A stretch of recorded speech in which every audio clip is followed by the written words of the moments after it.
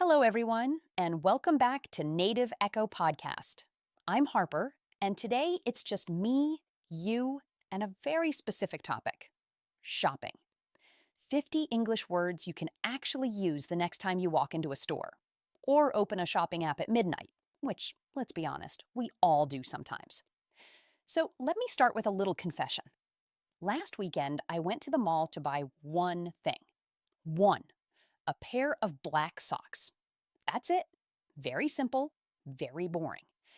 And I came home 3 hours later with a jacket, two candles, a new water bottle, and absolutely no socks. None. I forgot the one thing I went there for. And while I was sitting on my sofa, surrounded by things I did not plan to buy, I thought, this is perfect. Because shopping is something we all do, in every language, every week. So let's talk about it in English. Real words, real situations, and a lot of words you already half know, but maybe don't use yet. Okay, let's start at the very beginning. When you go shopping, you are a customer. A customer is the person who buys things in a store. Very basic, very useful. And the person who helps you in the store, the one who works there, that's a shop assistant, or in American English, a sales clerk. So if you can't find something, you ask a shop assistant. Excuse me, where are the socks? See? Already useful. Now, when you walk into a store, the first thing you do is browse. To browse means to look around slowly, without really planning to buy anything. You're just looking. You touch things, you pick them up, you put them down. That's browsing. And honestly, browsing is dangerous, because browsing is how a sock trip becomes a jacket trip. While you browse, you look at the price. The price is how much something costs. And next to many things, you'll see a price tag. A price tag is that little paper or sticker that shows the price. Sometimes you look at the price tag and you smile. And sometimes you look at the price tag and you quietly put the thing back on the shelf and walk away. We've all done it. No shame. Now here's a word everyone loves: a discount. A discount is when the price goes down. The store takes some money off. So instead of $50, maybe it's now $40. That $10 off, that's your discount. And when many things have discounts at the same time, the store is having a sale. A sale. Oh, that word is powerful. You see the word sale in the window, and suddenly your legs just walk inside. You didn't even decide. Your body decided for you. And during a big sale, you might find a bargain. A bargain is something good for a very low price, a real deal. When you buy something amazing and it was so cheap, you say, "What a bargain." You feel like you won something, like you beat the store. Speaking of cheap, let's do two opposite words. Cheap means it doesn't cost much, low price. And expensive means it costs a lot, high price. Simple, right? But here's a small tip. The word cheap can sometimes sound a little negative, like low quality. So if something has low price but is still good, it's better to say it's affordable. Affordable means you can pay for it without crying. It's a price that feels okay. I love that word, affordable. Now, let's talk about quality. Quality is how good something is, how well it's made. So you can have high quality, something made very well, strong, nice materials, or low quality, something cheap that breaks after 1 week. You know that feeling. You buy a bag, you use it twice, and the handle just says goodbye. That's low quality. Okay, by the way, quick question for you, and I really want you to think about it. When you go shopping, are you the type who plans everything? You make a list, you stick to the list, you're in and out. Or are you like me, the type who goes in for socks and comes out with candles? Be honest. Tell me in the comments. I genuinely want to know if I'm alone here. All right, let's keep going. Let's say you found something you like. Before you buy it, especially clothes, you want to try it on. To try something on means to put on clothes in the store to see if they fit. And for that, you go to the fitting room, sometimes called the changing room. That's the little room with the mirror and the curtain where you stand and think, hmm, is this me? Do I look good or do I look like I'm wearing a tent? The fitting room knows all our secrets. And this brings us to a very important word: fit. Does it fit? To fit means the size is correct for your body. If it fits, great. If it's too tight, it's too small. Too tight means it squeezes you, no air, no comfort. And if it's too loose, it's too big. Too loose means there's too much space, it hangs off you.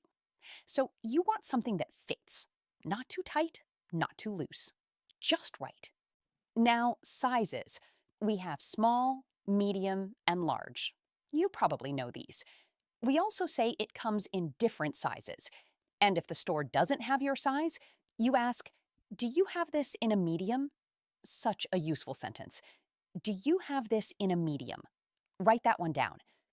Okay, you tried it on, it fits, you love it. Time to pay. When you're ready to pay, you go to the checkout or the cash register, or sometimes people just say the till in British English. That's where you pay. And the line of people waiting to pay, that's the queue, or in American English, the line. And yes, the queue is always slow. Always. The person in front of you always has a problem. It's a law of the universe. Now, how do you pay? Two main ways: cash, which is physical money, coins and paper, or card, your credit card or debit card. So the assistant might ask you, cash or card? And these days, many of us also pay by phone. We just tap to pay. The future is here, and it's a little bit scary how easy it is to spend money now. After you pay, you get a receipt. A receipt is that little paper that shows what you bought and how much you spent. Keep your receipt. Why? Because of our next very important word: return. To return something means to take it back to the store because you don't want it. Maybe it didn't fit, maybe you changed your mind. And to return things, you usually need that receipt. So please, stop throwing your receipts on the floor of your car. I know you do this. I do it too. And connected to that, we have a refund. A refund is when the store gives your money back. So you return the item and they give you a refund. Money comes back to you. Beautiful word, refund. Or sometimes instead of money, they give you store credit, which means you can only spend it in that same store. Not as nice, but still okay. Now let's get into the fun, slightly dangerous part of shopping: the feelings. Because shopping is emotional. Sometimes you buy something on impulse. An impulse buy is something you didn't plan. You just grabbed it suddenly. The candles. The candles were an impulse buy. I didn't need candles. I have so many candles. But they smelled like a forest. And in that moment, I needed that forest. And when you do too much impulse shopping, you might overspend. To overspend means to spend more money than you should. More than your plan, more than your budget. Oh, budget. Let's do that one too. A budget is the amount of money you decide to spend. So a smart shopper sets a budget and tries to stick to it. To stick to your budget means you follow it.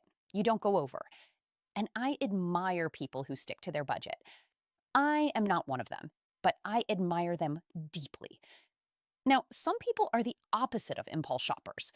Some people are very careful. They compare prices. To compare prices means you look at the same thing in different stores to find the best price. These people are smart. They are patient. They look online, they check 3 websites, they wait for a sale. And then there's me, paying full price for candles I didn't need. We are not the same. Let's talk about online shopping, because this is most of us now. When you shop online, you put things in your cart. The cart, sometimes called the basket, is the digital place where your items wait before you buy them. And here's a funny truth. Many of us fill the cart and then never buy anything. We just enjoy the feeling. We add a coat, a lamp, some shoes, and then we close the app. Shopping without spending. It's a kind of therapy, honestly. But when you do decide to buy online, you place an order. To place an order means you confirm the purchase. and then you wait for delivery. Delivery is when they bring your package to your door. And the waiting. Oh, the waiting is the hardest part. You check the tracking 10 times a day. Where is my package? Is it here yet? You become a different person. And sometimes the thing arrives and it's out of stock before you even ordered, or it's already sold out. Out of stock means they don't have it anymore. Sold out, same thing. It's all gone. You wanted it, you waited, and now it's gone. Very sad. We've all felt that little heartbreak. Okay, 2 more useful ones before we finish. When something is very, very expensive, too expensive, we sometimes say it's a ripoff. A ripoff is when you pay way too much for something not worth it. $5 for a tiny bottle of water at the airport? Ripoff.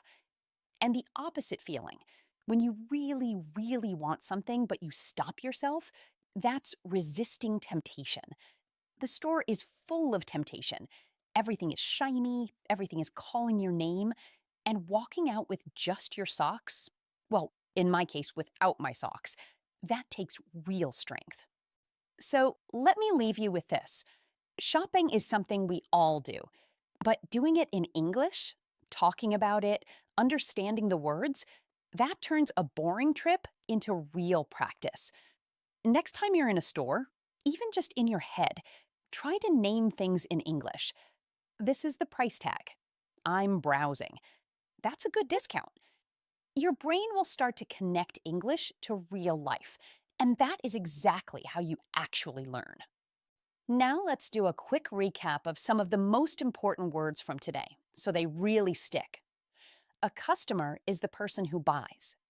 To browse is to look around without buying. A discount is money off the price. A bargain is something great for a low price. Affordable means you can pay for it comfortably. To try something on is to test clothes for size. The fitting room is where you do that. If it fits, the size is right. Too tight is too small. Too loose is too big. The receipt is your proof of purchase. To return something is to bring it back. A refund is your money coming back. An impulse buy is something you grab without planning. To overspend is to spend too much. Your budget is your spending plan. To stick to your budget is to follow it. Out of stock means it's all gone. And a ripoff is when you pay way too much. Use these words this week, even one of them. Say it out loud when you're shopping. That tiny habit is how everything changes. Thank you so much for spending this time with me today. If this helped you, please subscribe to Native Echo Podcast and give this episode a like. It really helps more learners find us. Share it with a friend who also goes shopping for one thing and comes home with 10. We all have that friend. Sometimes we are that friend. Keep practicing, keep listening, and remember, you don't need perfect English to enjoy it. You just need to start. I'm Harper, and I'll see you in the next episode. Take care, and maybe, just maybe, stick to your list this week. Bye, everyone.